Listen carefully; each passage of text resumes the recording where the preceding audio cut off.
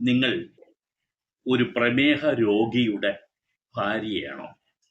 സാധാരണ സ്ത്രീകളെക്കാളും കൂടുതലായിട്ട് പ്രമേഹ രോഗം അഥവാ ഡയബറ്റിക്സ് വരുന്നത് പുരുഷന്മാർക്കാണ്. പുരുഷന്മാർ ഡയബറ്റിക് ആയി കഴിഞ്ഞിട്ടുള്ള ഒരു കുടുംബത്തിലെ അദ്ദേഹത്തിന്റെ ഭാര്യയാണോ നിങ്ങൾ എങ്കിൽ നിങ്ങൾ അറിയേണ്ട ചില കാര്യങ്ങൾ ഞാൻ പറയുന്നു. കാരണം ഈ എൻ്റെ അടുത്ത ഒരു പരിചയക്കാരൻ, സുഹൃത്തല്ല, എൻ്റെ ഒരു പരിചയക്കാരൻ 3 മാസം മുമ്പ് സൂയിസൈഡ് ചെയ്തു.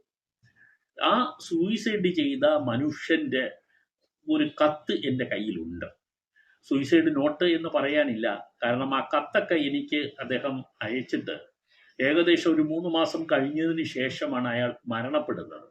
അതുകൊണ്ട് അതൊരു സൂയിസൈഡ് നോട്ടൊന്നുമല്ല. പക്ഷേ ആ സങ്കടപ്പെട്ട മനുഷ്യന്റെ സങ്കട കഥകളൊക്കെ എനിക്ക് വായിക്കണം എന്നുണ്ട്. പക്ഷെ ഞാനത് മാറ്റി വെക്കുന്നു. മരണപ്പെട്ട് കഴിഞ്ഞിട്ടും അദ്ദേഹത്തിന്റെ കത്തിങ്ങനെ പരസ്യപ്പെടുത്തുന്നത് ശരിയല്ല എന്നുള്ളത് ഞാൻ പൂർണ്ണമായിട്ടും വായിക്കുന്നില്ല. അതിനകത്ത് അദ്ദേഹത്തിന് വേണ്ടപ്പെട്ടവരെ കുറിച്ചിട്ടുള്ള ചില പരാമർശങ്ങളുണ്ട്. ആ മനുഷ്യന്റെ മരണത്തിൽ എത്തിച്ച സംഭവങ്ങളെല്ലാം അദ്ദേഹം അതിനകത്ത് എഴുതി വച്ചിട്ടുണ്ട്. അതുകൊണ്ട് തന്നെ അത് ഈ ജീവിച്ചിരിക്കുന്നവർക്ക് വലിയ ബുദ്ധിമുട്ട് വരണ്ട എന്ന് കരുതി ഞാനത് പറയുന്നില്ല. ഈ മനുഷ്യൻ മരണപ്പെട്ടതിൻ്റെ പിന്നിൽ അദ്ദേഹത്തിന്റെ രോഗാവസ്ഥ മാത്രമാണെന്ന് നിങ്ങൾ കരുതരുത്. ഡയബറ്റിക് ഉള്ളതുകൊണ്ട് ആരും ആത്മഹത്യ ചെയ്തിട്ടില്ല. ഡയബറ്റിക്സ് ഉണ്ടായി അതിനെ തുടർന്നുള്ള കോംപ്ലിക്കേഷന്റെ കാര്യത്തിലും ആരും ആത്മഹത്യ ചെയ്തിട്ടില്ല. കാല് വരെ മുറിക്കാവുന്ന അവസ്ഥ ഉണ്ടാകുന്ന രോഗമാണ് ഡയബറ്റിക്സ്. എല്ലാവർക്കുമല്ല. അതിൻ്റെ മൂർധ്യാനാവസ്ഥ, ട്രീറ്റ്മെന്റ് കൃത്യമായിട്ടും എടുക്കാതിരിക്കുക, അതിൻ്റെ ഡയറ്റ് പാലിക്കാതിരിക്കുക, എക്സസൈസ് ചെയ്യാതിരിക്കുക, ഇങ്ങനെയൊക്കെ ചെയ്യുന്ന ആളുകളെ സംബന്ധിച്ചിടത്തോളം അവസാന സ്റ്റേജിൽ ഒരുപാട് കോംപ്ലിക്കേഷൻസ് വരും. എല്ലാ അവയവങ്ങളെയും ബാധിക്കുന്ന രോഗമാണ് ഡയബറ്റിക്സ്. ഈ ഡയബറ്റിക് ആയ ഒരു ഭർത്താവിനെ ഒരു ഭാര്യ എങ്ങനെ പരിചരിക്കണം? അത് കിട്ടാതെ പോയതിൻ്റെ പേരിലാണ് ഈ എൻ്റെ സുഹൃത്ത് നാളുകൾക്ക് മുമ്പ് മരണപ്പെട്ടത്. ആത്മഹത്യ ചെയ്യുകയാണ്. ട്രെയിനിന്റെ മുമ്പിലാണ് അയാൾ തലവെച്ച് മരണപ്പെട്ടത്. പക്ഷെ അയാൾ മരണപ്പെട്ടത് എന്തുകൊണ്ടാണെന്ന്, എന്തിനാണ് ആത്മഹത്യ ചെയ്തതെന്ന് ഇന്നും പലർക്കും ആ നാട്ടിൽ ദുരൂഹതയാണ്. പലരും അത് അറിഞ്ഞിട്ടില്ല. കാരണം അയാൾ പുറമെ ആരോടും അത് ഷെയർ ചെയ്തിട്ടില്ല. പക്ഷെ എന്നോട് അയാൾ അത് പറഞ്ഞിരുന്നു. ഞങ്ങൾ തമ്മിലുള്ള പരിചയം തുടങ്ങുന്നത് പാലക്കാട്ട് കുറെ നാൾ എനിക്ക് താമസിക്കേണ്ട ഒരു കാര്യം ഉണ്ടായി. അന്ന് തികച്ചും അവിചാരിതമായി അവിടുത്തെ കോട്ട മൈതാനത്ത് ഞാൻ വൈകുന്നേരം നടക്കാൻ പോകുമ്പോൾ ഇദ്ദേഹവും നടക്കുന്നുണ്ട്. അങ്ങനെ സ്ഥിരമായി കണ്ട് പരിചയപ്പെട്ട് ആണ് ഞങ്ങൾ തമ്മിൽ ഒരു പരിചയബന്ധം ഉണ്ടായത്. സുഹൃത്ത് ബന്ധമല്ല, വ്യക്തമായും പരിചയബന്ധമാണ്. പിന്നെ ഇടയ്ക്കിടയ്ക്ക് അവിടെ വിട്ട് ഞാൻ ഏകദേശം ഒരു 2 മാസം വരെ മാത്രമേ പാലക്കാട് എനിക്ക് മറ്റൊരാവശ്യമായിട്ട് ബന്ധപ്പെട്ട് ഞാൻ ഉണ്ടായിരുന്നുള്ളൂ. അത് കഴിഞ്ഞിട്ട് ഞാൻ വരികയും അദ്ദേഹം ഇടയ്ക്ക് എന്നെ ഫോണിൽ വിളിക്കുകയും ഒക്കെ ചെയ്യും. അദ്ദേഹത്തിന്റെ ഒരുപാട് വിഷമങ്ങൾ അദ്ദേഹം എന്നോട് പറയും. പുള്ളിക്ക് ഒരു വെന്റിലേഷനാണ് ഞാൻ. ആരെങ്കിലും നമ്മൾ പറയുന്നത് കേൾക്കാൻ ഉണ്ടെങ്കിൽ അത് പലർക്കും ആശ്വാസമാണ്.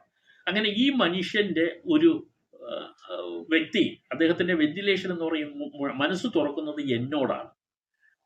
വളരെ സങ്കടകരമായ ഒരു കുടുംബത്തിലായിരുന്നു അദ്ദേഹം. എന്ന് പറഞ്ഞാൽ ഡയബറ്റിക് വളരെ മുമ്പേ തന്നെ ഡയബറ്റിക്സ് വന്ന ഒരു 45-ാമത്തെ വയസ്സിലോ മറ്റോ ഡയബറ്റീസ് അദ്ദേഹത്തിന് വന്നിരുന്നു.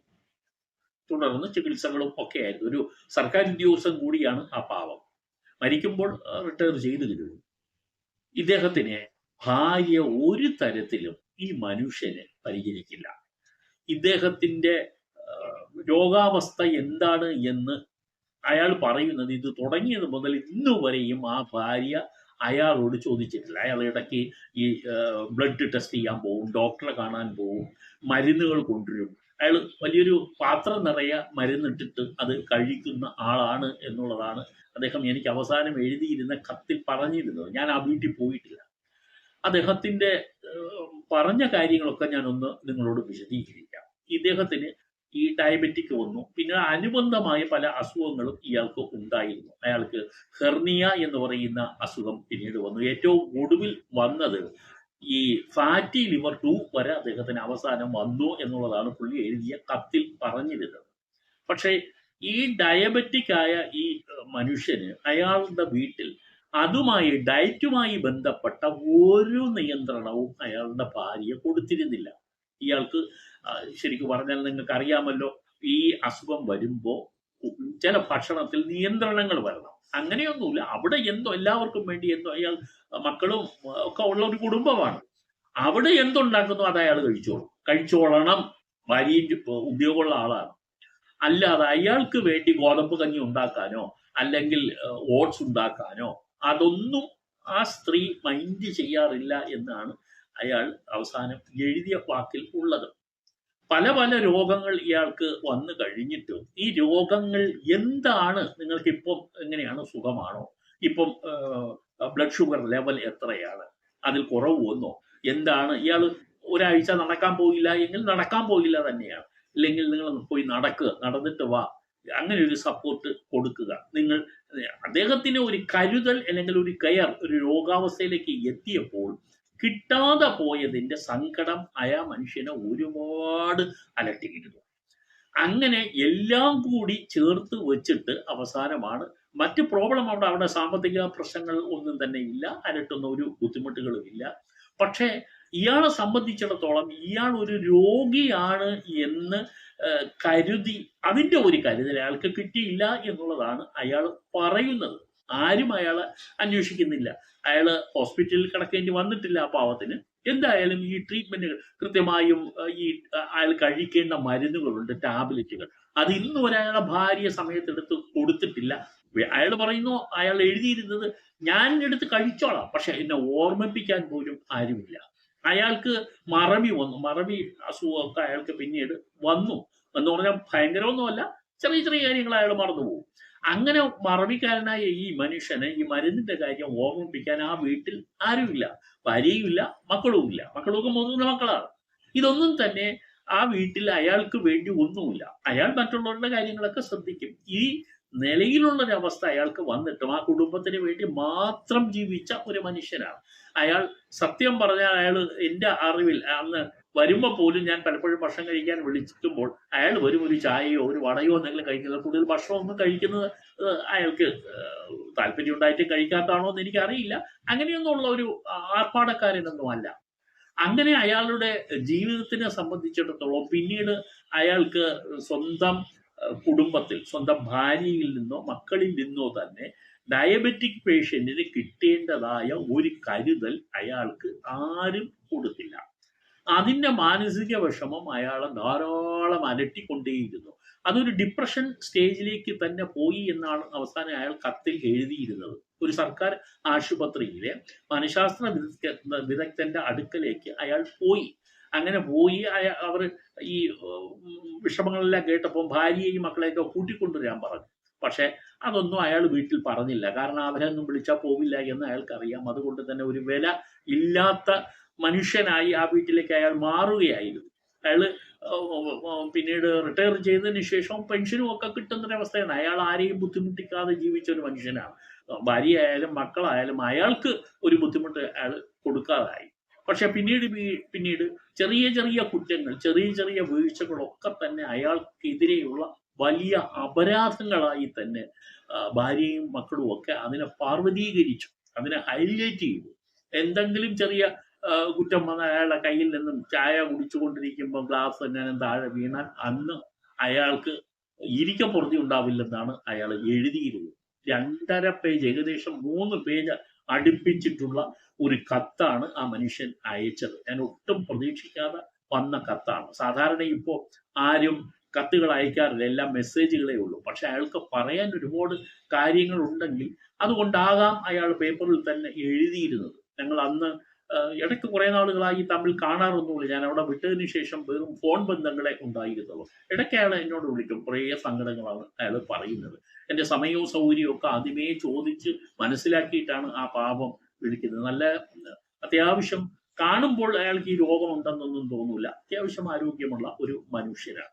ഞാനിത് പറയുന്നത് അനുഭവങ്ങളുടെ ആളുകൾ പങ്കുവെക്കുന്ന അനുഭവങ്ങളൊക്കെ നിങ്ങളോട് പറയുന്നത്, ഒരു മനുഷ്യൻ ഇത്തരത്തിലുള്ളൊരു മരണം സ്വയം തിരഞ്ഞെടുക്കണം എങ്കിൽ അയാൾക്ക് അതിലേക്ക് പ്രേരിപ്പിക്കുന്ന കാര്യങ്ങൾ ഉണ്ടാകാം. അങ്ങനെയൊന്നും ആരും ചെയ്യരുതേ എന്നും കൂടി പറഞ്ഞു വെച്ചിട്ടാണ് ഞാനിത് പറയുന്നത്. ആത്മഹത്യയൊന്നും ഒന്നിനും പരിഹാരമല്ല. അദ്ദേഹം ചെയ്തത് ശരിയാണെന്ന് ഞാൻ പറയുന്നില്ല. അയാൾക്ക് അയാളുടേതായ കാരണങ്ങൾ ഉണ്ടാകാം. പക്ഷെ ഇത് കേൾക്കുന്ന ആളുകൾ, ആരെങ്കിലും ഭാര്യമാരാരെങ്കിലും ഇത് കേൾക്കുന്നുണ്ടെങ്കിൽ, നിങ്ങളുടെ ഭർത്താവ് ഡയബറ്റിക് ആണെങ്കിൽ ദയവായി നിങ്ങൾ ഒരു കരുതൽ കൊടുക്കണം. കാരണം നിങ്ങൾ ചിലപ്പോൾ അദ്ദേഹത്തിനെ വെറുക്കുന്നത് അദ്ദേഹത്തിന് ഈ ദേഷ്യം ചിലപ്പോൾ ഉണ്ടാകുന്നത് കൊണ്ടായിരിക്കാം.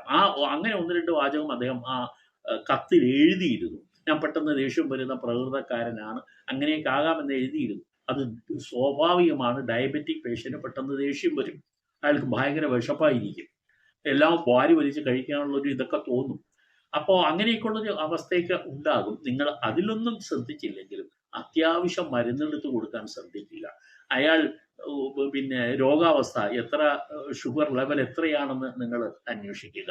അപ്പം അങ്ങനെയുള്ളൊരു വെന്റിലേഷൻ, ആ മനുഷ്യൻ എന്നെ വിളിച്ച് സംസാരിക്കുന്നതിന് പകരം നിങ്ങൾ നിങ്ങളോട് സംസാരിക്കാനുള്ള അവസരങ്ങൾ ഉണ്ടാക്കി കൊടുക്കുക. ഭർത്താവ് തന്നെയാണ്. ഇല്ലാതാകുമ്പോഴായിരിക്കും അതിന്റെ വില എല്ലാവരും മനസ്സിലാക്കുന്നത്. അതുകൊണ്ട് തന്നെ ഈ കത്ത് ഞാൻ നിങ്ങളുടെ ശ്രദ്ധയിൽപ്പെടുത്തുന്നത്, ഇതുപോലുള്ള എന്തെങ്കിലും വിഷയങ്ങൾ വന്നാലും ഞാൻ നിങ്ങളുമായി പങ്കുവെക്കുന്നുണ്ട്. ഇത്രയും പറഞ്ഞതിൽ ആർക്കും വിഷമമൊന്നും തോന്നരുത്. കഴിഞ്ഞതൊക്കെ കഴിഞ്ഞു എന്ന് മനസ്സിലാക്കുക. നിങ്ങൾ ചേർത്ത് പിടിക്കുക, കരുതൽ കാണിക്കുക. അത് നിങ്ങൾക്ക് തന്നാലേ തിരിച്ചു കൊടുക്കൂ എന്നൊന്നും കരുതരുത്. നിങ്ങൾ അങ്ങോട്ട് കൊടുത്താൽ ചിലപ്പോൾ നിങ്ങൾക്ക് തിരിച്ചു കിട്ടും. കൊടുക്കാൻ നോക്കുക. രോഗിയെ നിങ്ങൾ ഒരിക്കലും അവഗണിക്കരുത്. അത് ആരായാലും ശരി, അത് നിങ്ങൾ ശ്രദ്ധിക്കണം. കുടുംബ അന്തരീക്ഷം സന്തോഷകരമാക്കുന്നതിന് വേണ്ടിയുള്ള ടിപ്പുകളാണ് ഈ ചാനൽ പ്രധാനമായും പങ്കുവെക്കുന്നത്. അതുകൊണ്ട് തന്നെ ഈ ഒരു കാര്യം നിങ്ങളുമായി പങ്കുവെക്കാൻ തോന്നിയതാണ്. ഇനിയും വരുന്ന വിവരങ്ങൾ തുടർന്നും പങ്കുവെക്കും.